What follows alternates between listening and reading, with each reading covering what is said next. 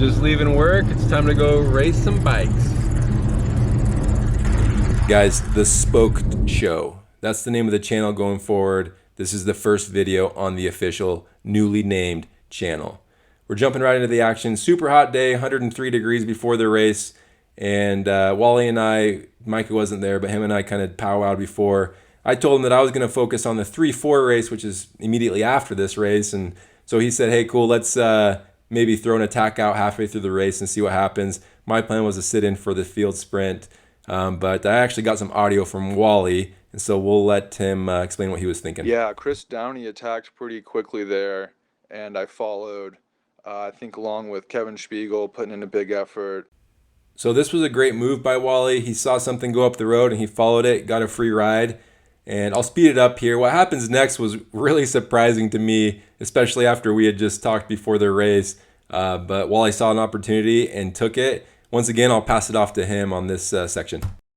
After not too long, some more people joined onto that group, and it just so happened at that moment that I was on the front, and I looked back to see this happening, realized that I had a small gap, and so I just attacked again, gave it everything I had in the first 5 minutes.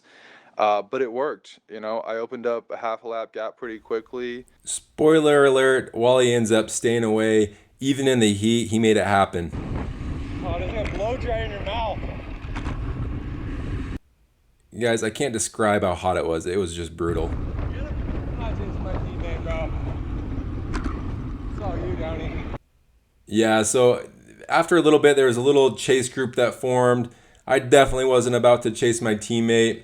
And so I was just kind of following wheels, conserving energy, thinking, hey, I'm good with second place with Wally up the road. And it kind of came down to this group right here. We got this guy. I've never met him in the blue. We got Talon up the road with, he's a sworn enemy, St. Al's, Chris in Trek Boise, and Kevin with Stars. So the four of them and me, like I said, I was just following wheels, making sure I was kind of staying in that main group. You guys gotta get organized here. I ain't working, bro. Taylor can show you that like people just weren't willing to try to chase it back, and so I was on a 15-minute time trial from there on out, trying to drink and keep my pace steady because I knew there was a good group of guys behind me chasing on.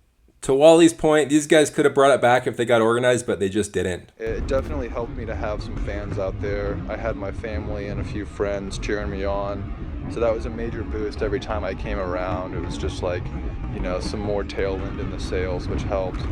So after I realized that Wally had friends and family at the race, it all made sense as to why he tried that solo break, and props to him, he stayed away. Really, bro? So this is where the shenanigans began. This is Chris here, and he just started messing with me, letting gaps open. I told him that, hey, the race for second's on.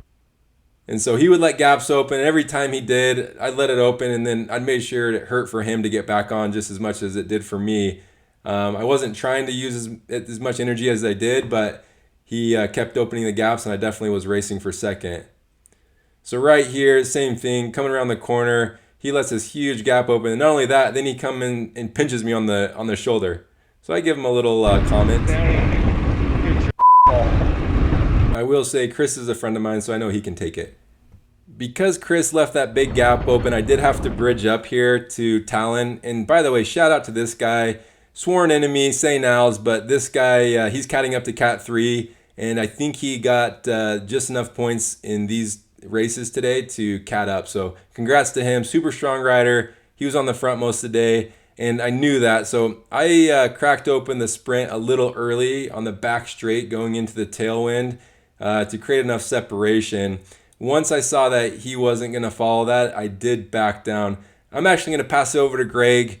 Once again, props to him for that solo break and finishing it up. Luckily, I was able to stay away and get the win, and Taylor came around to get that second place. So Bob's went 1-2. Super stoked on that, and just, yeah, looking forwards to more racing.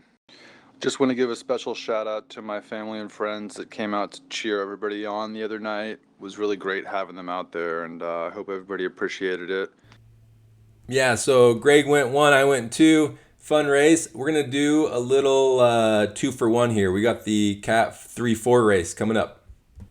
So with the heat, I didn't probably save as much energy as I would have liked, especially with freaking Chris opening gaps and making me shut him down on the previous race. So one thing that I noticed on a lot of these races is I end up off the back super quick and then have to make my way towards the front. And so when the gun went off, I kind of got to the front early thinking that that would help me just stay towards the front and not have that yo-yo of the back of the field. One person went off the front, and then these guys came around. So right here, I should have just sat up. You got Eric, Team Real, Brian with Bob's, and then Sworn Enemy with St. Al's. That's a good group, and I should have just sat up, especially with Brian being a teammate. But for whatever reason, I probably was still hypoxic from the first race. I kind of just chased it down and kind of created a bridge for a lot of other people to bridge up. So not the smartest move there, starting off the race. But right here you see the St. Al's guy attack right when his other teammate gets caught, which was a really good move. Same thing, I'm on the front for whatever reason, not that smart.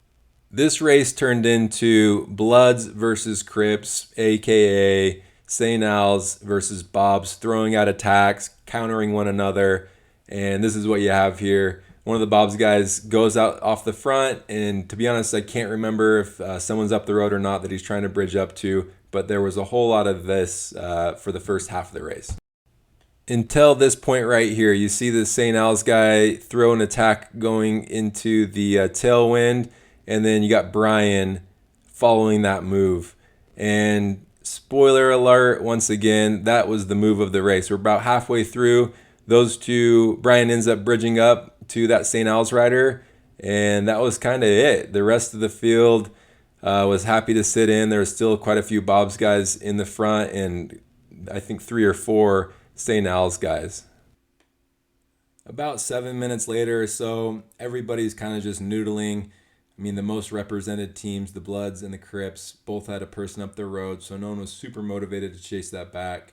Until about this moment here, the man, the myth, the legend, Wally takes a flyer, and this guy right in front of me, the St. Al's guy, I try to jump on his wheel, don't get the jump that I needed, and end up having to bridge up. No one was super motivated to follow. Anyways, I chased this down here, and through this corner, you can see Wally kind of look back, realize that he had a passenger, and he just let up, and I figured, hey, this is a perfect time to counter. So I put in a little dig right here, created a little bit more separation, and realized, hey, I got a bit of a gap here. I'm gonna go for it. So I'd been sitting in. I was feeling like $1,000,000, batteries charged, super big flex. So I was just gonna go for it. And in the back of my mind, not gonna lie, I looked back and said, shoot, we just got done doing a race where Wally went off the front and stayed away. I can do that same thing. There are some eternal truths that I failed to acknowledge. Number 1, I am a large man. This is a 2-scale side-by-side comparison of Wally versus me. Second thing, it's June, is 103 in Idaho. This is an actual artist rendition of my face in this moment. Let's take a peek in the rear cam and see what the current situation is. Turn around, and this is basically what I see. 3 Bloods rolling up in a red Escalade. This is like the equivalent of being in the wrong side of town at the wrong time. These guys roll up on me and basically just start attacking me. I do everything I can just to hang on, but 3-on-1, all I can do is just really take my beatings. You can see here, I put in a few digs trying to stay on it, and they do a really good job of letting the gaps open, making me work for it. And in this group, it's the St. Al's guys, but one of them is Talon, and shout out to him, super strong. He just got done in that first race, and I beat him on that last lap, so I knew he was out for revenge. Right here, they let Talon go up, open up a little gap, and I can just hardly stay on his wheel. And I look at them, see if they're going to do anything. They both say, nah, brah.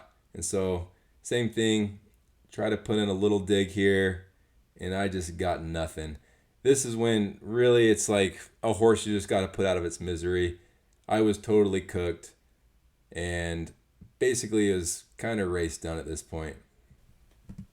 I ended up putting in this one last dig, mostly because of pride, but after that dig, I just had nothing left. There was actually a photographer on course this evening, and they captured this image of me. It's me in the fetal position crying.